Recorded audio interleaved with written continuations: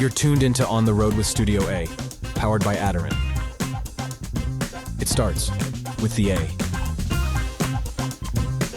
Welcome to Studio A, powered by Aderant. I'm Andy Hoyt, Chief Technology Officer, and I'm joined by Mark Williams, who co-director and co-founded the Vanderbilt AI Law Lab. There you go. There you go. So thanks for joining me, Mark. Thank you. All right. So tell our audience a little bit about what you all are doing at VAILL. So VAILL is just kind of a response to the last 18 to 22 months in AI technology.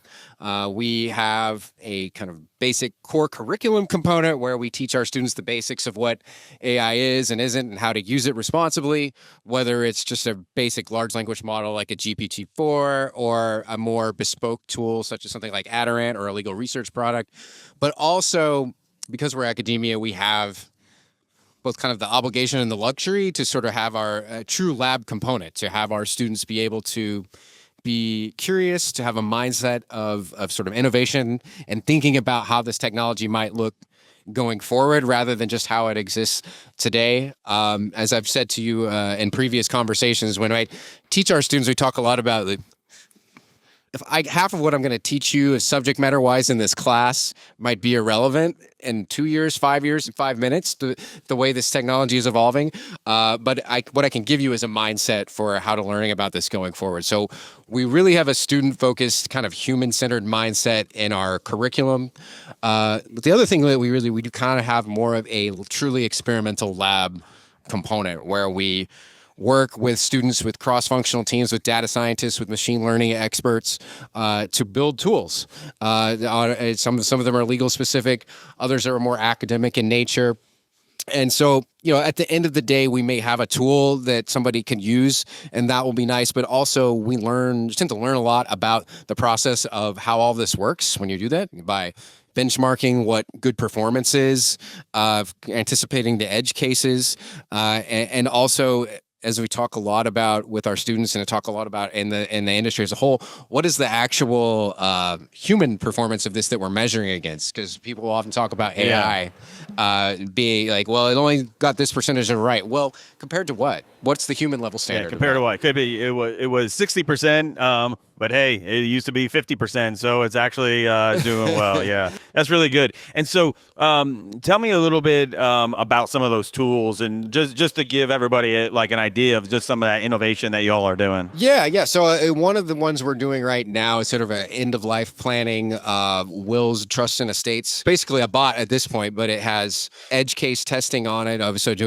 I just try to break it. I sit there and try to break it all day.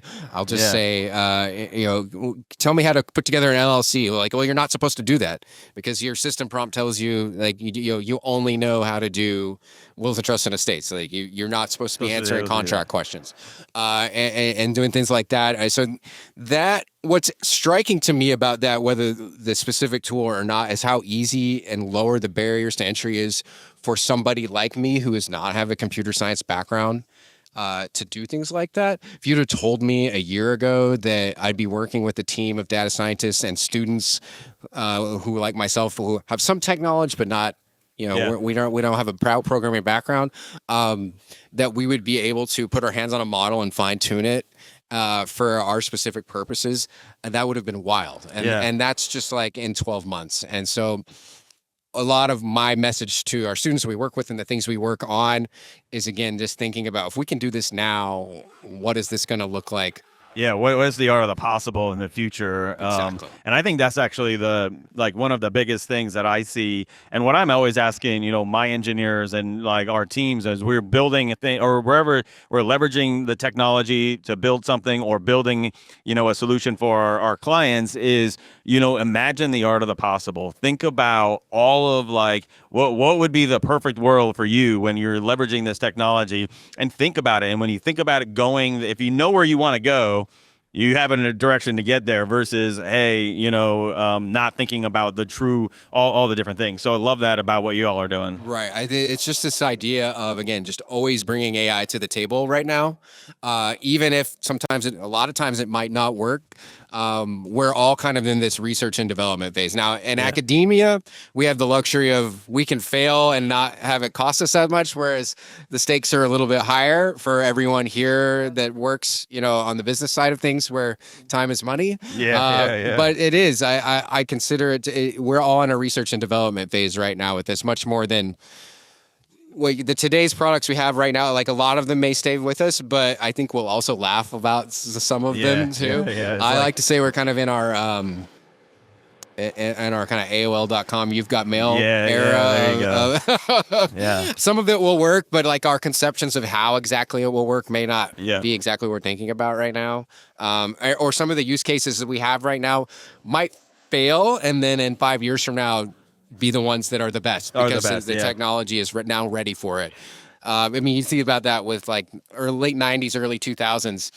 A lot of the things that actually went up in flames were the ideas that 10 years later became the companies, right? The big things. It's like, one of the more interesting things, I look at it like some of this, generative AI and, you go back to, what was it, 2012 and Jeopardy and Watson. From IBM was out there playing and competing, and it's basically was generative AI. It was just not, it was well ahead of its time, and it was, very costly and really never took off, if you think about a technology thing, but it just wasn't its time. But now that type of technology is what we're leveraging and really changing how you do everything. Well, that's what's interesting, and especially for thinking about you and Aderant. And so right now, like, we've seen the cost from a developer perspective really go down, and whereas like right now everybody still kind of has to pass on the costs of what they've done from like basically building on like last year's version of the pricing structure. But I'd say like really the story of this last year is that the models are getting better performance at smaller sizes and at cheaper rates.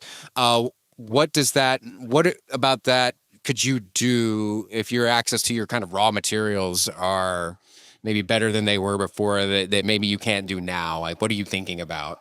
Yeah, I think it's just like thinking through all of those different use cases and problems. So I was, we were talking a little earlier, and it's just like, hey, we're solving some of these interesting problems that are out there that are specific to the client. So then it's for us like, okay, what are we going to do? And it really, for me, it's that art of the possible of being able to talk into a phone or type it in and be able to have it do these complex tasks that you're thinking about.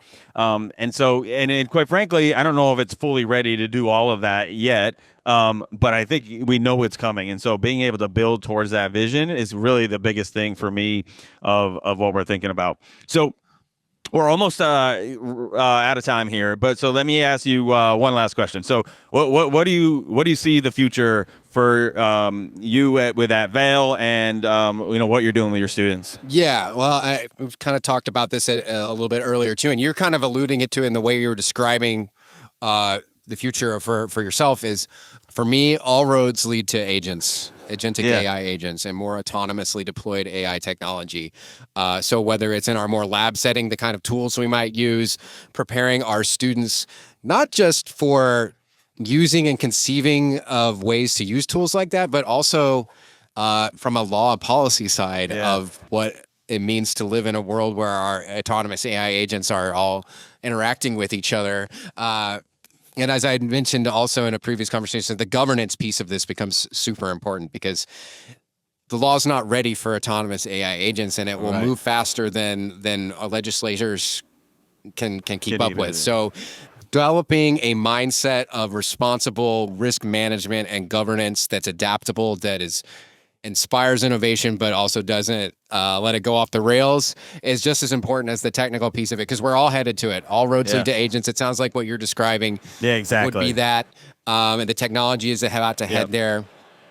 That's where we're all going. Very good. Well, thanks for joining us. Thank you for really having me. appreciate it. And we'll talk to you all soon. Thank you. Thanks. You're tuned into On the Road with Studio A, powered by Aderant. It starts with the A.